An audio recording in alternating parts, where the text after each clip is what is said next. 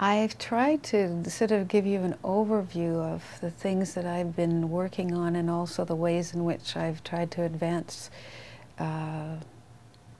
equality in this country and really advance a more wonderful world for all of us.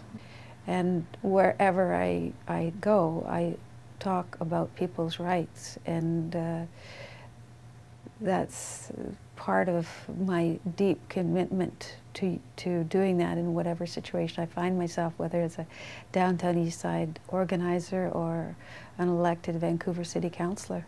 So this plan to have the housing and the center would incorporate services to the community as well, so and therefore it would incorporate the existing services of the center, which is now called Qmunity? Yes. I think the idea that the group is working on is that it could include a gymnasium, space for arts, space for social services. It would have a range of facilities. Obviously the market's not very good right now.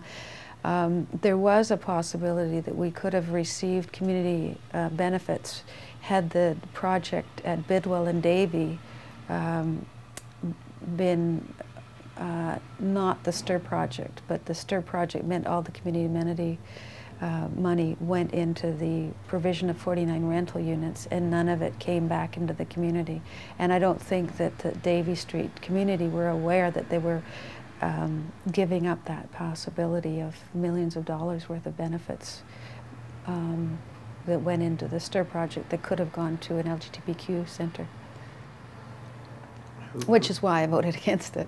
Well, when a developer approaches the city and says, we would like to build on this piece of land, Vancouver has something unique. It's called the CAC or a DCL, Development Cost Levy. And the developer agrees to provide the community with some community benefits, and they're clearly prescribed benefits. So, for instance, if a developer wanted to build in Chinatown, they could either give heritage density bonusing, or they could give the community 20% of the project for low affordable housing, or they could give the community money to build a library either in the building or somewhere else.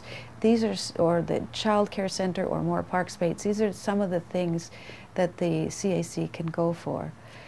So this is a trade-off that they what do they get for giving these resources up? They get increased density. They can go up one or two more, a few more floors. I see. So at the project at Bidwell and Davie Street, what the developer agreed to do was to create 49 units of rather small rental housing. And because that was their deal, they did that. And because it was a spot rezoning, the broader community wasn't consulted about what they wanted. And they didn't realize the other options were to ask the developer to give that same amount of money for a LGBTQ center, or a library, or whatever else the West End might have wanted. So is this still on the calendar for the future? Getting a developer to do exactly that? Yes, that's a possibility. I think people should pay attention to the development on Broughton Street. And are both parties committed to that, both COPE and Vision Vancouver? It was Vision Vancouver and COPE that supported the development of the STIR project. I supported it because I thought it would provide us with more affordable rental housing. I didn't want just more rental, I wanted a real affordability in rental. So I voted against the Bidwell project because I thought the community had been really clear that what they wanted was not more rental. In fact, there's some vacancy in the rental stock in the West End, but what they wanted was an LGBT community center that was accessible. Well, I think that we've been talking in the queer community that we've needed a comprehensive one-stop shopping center for a long time, and that we need housing for aging and elder queer community members, and that we need a center that's accessible to everyone. And what I was saying is that I was very disappointed that the Bidwell and Davie project went through, because that provided the Davie Street community with 49 rather small units of market affordable housing, but it gave up the other community accessories up to a tune of, I think, $4.57 million that could have gone to building an LGBTQ community. And I think it's very important that the West End pays attention to the development that's happening at Broughton Street, right kitty corner to the Gordon Neighbourhood House. That project also will probably, could be a STIR project, which means again we let go of the millions of dollars of community accessibility, CACs contributions that could go towards building a community centre.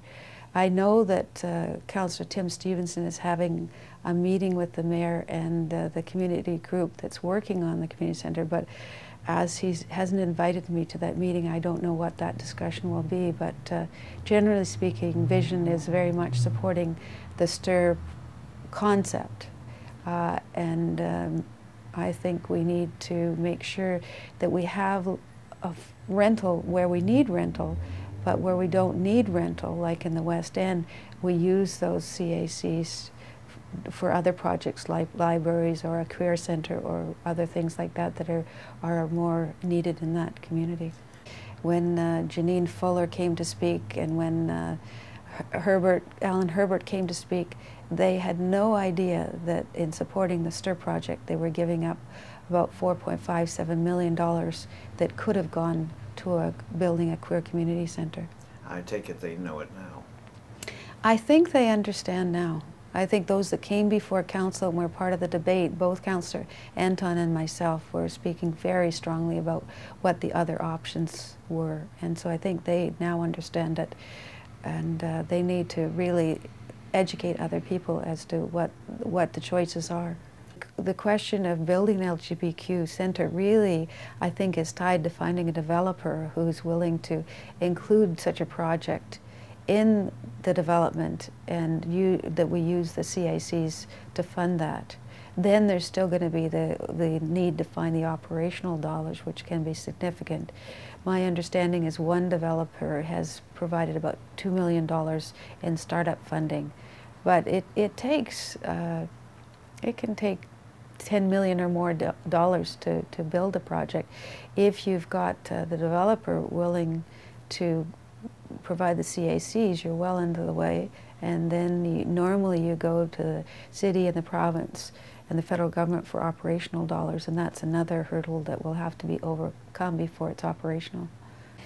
I think a lot of people have fought really hard for equal rights.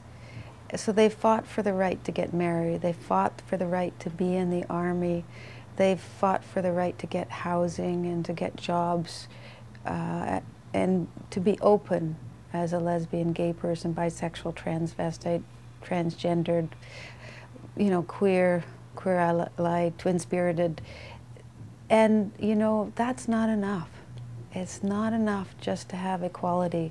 We have to ask for dignity and respect for all members of our community. So where some of our community are getting elected, as I am to council, and some of our communities are the wealthiest developers in this city, where some of our electeds are achieving power in society, we shouldn't forget that the majority of people in the LGBTQ community in the world, or even in Canada, still live very closeted lives because it's not safe to be out. And I think it's responsibility for whoever you are in whatever position you have in the world, and whatever level of power you've achieved in the world, to really continue to work for queer rights and to openly say the words lesbian, gay, bisexual, transgender, transvestite, twin-spirited, queer, you know, to say all of the words, because only by saying them and saying it's okay to say them is saying it's okay to be them and to be whoever you are and to have dignity in the world.